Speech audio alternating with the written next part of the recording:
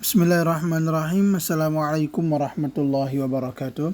Alhamdulillahi wahdah wassalatu wassalamu ala man la nabiyya ba'dah wa ala alihi wa ashabihi wa mawalah wa la hawla wa la quwata illa billah amma ba'd. Alhamdulillah teman-teman semua, hari ini kita akan membahas salah satu materi kita dari pelajaran fikih, ialah ibadah umrah. Ibadah umrah ini adalah salah satu perintah dari Allah Subhanahu wa taala yang dilakukan di mana? Di Mekah, tepatnya di Ka'bah.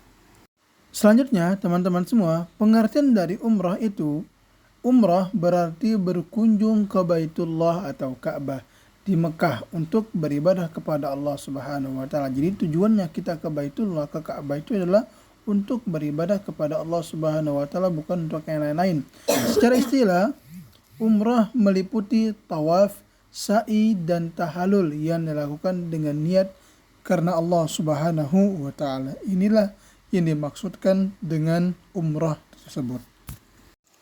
Selanjutnya, dalil dari tentang umrah ini teman-teman semua disebutkan dalam surah Al-Baqarah ayat 196 Allah berfirman, wa atimmul hajja wal umrata lillah, dan sempurnakanlah ibadah-ibadah haji dan umrah karena Allah Subhanahu wa taala. Di sini kita melihat bahwasanya ibadah haji dan umrah adalah sesuatu yang diperintahkan oleh Allah dan Rasulnya. Dari hadis Nabi Rasulullah sallallahu alaihi wasallam bersabda, wal umratu ilal umrah mukaffaratun lima bainahun. Umrah ke umrah berikutnya menghapus dosa-dosa di antara keduanya. Hadis riwayat Bukhari dan Muslim. Nah, di sini kita melihat dari Al-Qur'an dan dari hadis memerintahkan kita untuk melaksanakan ibadah umrah ke Baitullah. Selanjutnya, teman-teman semua, apa sih hukum dari umrah itu? Di sini ulama berbeda pendapat. Ada yang menyatakan wajib sekali seumur hidup.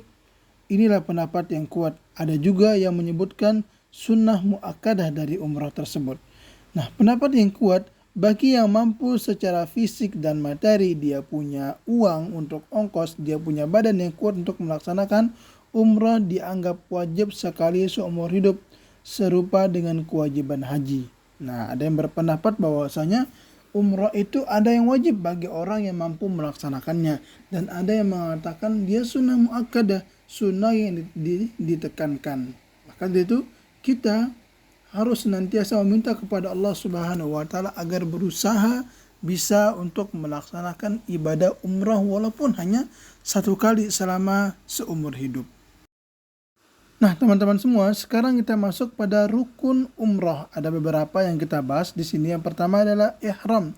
Ihram itu berniat dari miqat dan memakai pakaian ihram. Ini adalah ihram. Yang kedua ialah tawaf. Tawaf itu mengelilingi Ka'bah sebanyak 7 kali dengan tertib, dimulai dari Hajar Aswad. Startnya dari situ. Yang ketiga, sa'i. Berjalan antara Bukit Safa dan Marwah sebanyak 7 kali. Naik turun antara kedua bukit tersebut. Yang keempat ialah tahallul. Mencukur atau memotong sedikit rambut sebagai tanda selesai umrah. Dan yang afdolnya ialah mencukur rambut sampai gundul. Tapi kalau tidak mau, maka cukup 3 helai atau beberapa helai saja sudah cukup. Inilah dia rukun umrah. Selanjutnya, teman-teman semua, ada namanya miqat tadi disebutkan, batas niat ihram. Miqat adalah tempat atau titik saat jamaah harus berniat ihram. Contoh miqat penting ada beberapa, kemarin sempat kita bahas, ada miqat zamani dan miqat makani. Di sini disebutkan miqat zamani, ada Zulhulaifah yaitu untuk jamaah dari Madinah, ada Qarnul Manazil untuk jamaah dari Najd, ada Yalamlam untuk jamaah dari Yaman. Jamaah Indonesia biasanya berniat ihram di pesawat saat melewati miqat. Saat melewati miqat, mereka memakai baju ihram ketika di pesawat, biasanya ada yang seperti itu. Inilah disebut dengan miqat makani atau miqat pada tempat. Nah, teman-teman semua, sekarang kita masuk pada tata cara umroh yang singkat saja kita sampaikan. Yang pertama, niat ihram. Berniat dengan labbaika umratan dari miqat masing-masing. Yang kedua, tawaf mengelilingi Ka'bah sebanyak 7 kali dimulai dari Hajar Aswad. Kemudian yang ketiga, salat tawaf.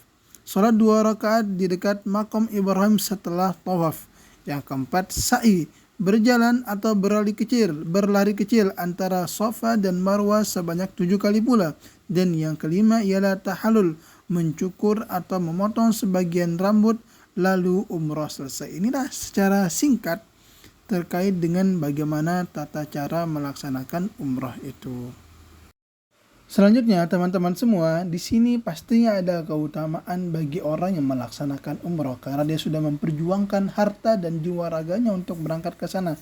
Setidaknya di sini kita bahas ada 3 keutamaan yang didapatkan. Yang pertama, penghapusan dosa.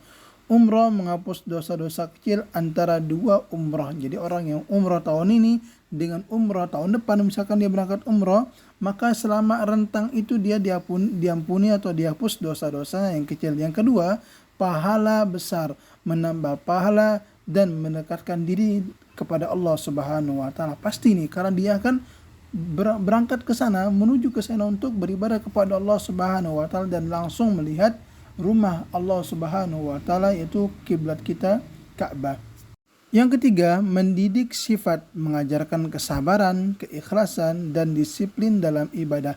Karena orang yang melaksanakan ibadah umrah ataupun haji, mereka akan didik kesabarannya. Di sana dia harus berhadapan dengan orang berbagai negara, akan berdesak-desakan, kemudian diuji keikhlasannya karena dia mau mengeluarkan harta yang begitu banyak juga, dan disiplin dalam beribadah. Ini keutamaan yang sangat luar biasa yang harus kita dapati.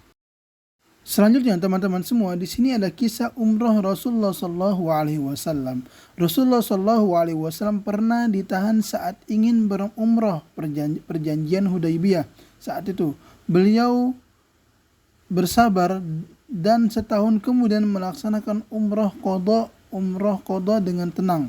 Pelajaran, tetap sabar, jangan putus asa, dan percaya akan rencana Allah Subhanahu wa taala.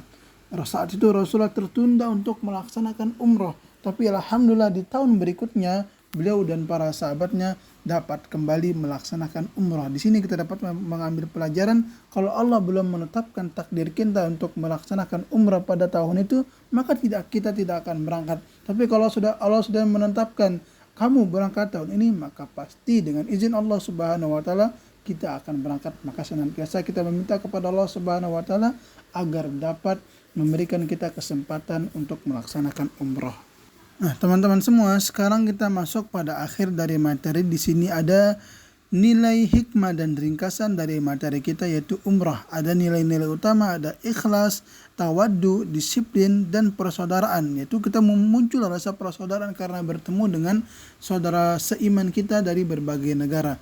Di sini ada ringkasan cepat, ringkasan dari semua materi yang kita tadi sampaikan. Silakan teman-teman baca semuanya. Semoga apa yang disampaikan ini dapat memberikan pemahaman yang baik kepada kita semua, dan kita senantiasa meminta kepada Allah Subhanahu wa taala agar dapat melaksanakan umrah ke sana dalam waktu yang cepat. Dan ini adalah suatu cita-cita yang harus dimiliki oleh seorang muslim. Semoga materi ini dapat memberikan kita manfaat yang luar biasa dan semangat untuk meminta kepada Allah Subhanahu wa taala untuk melaksanakan umrah.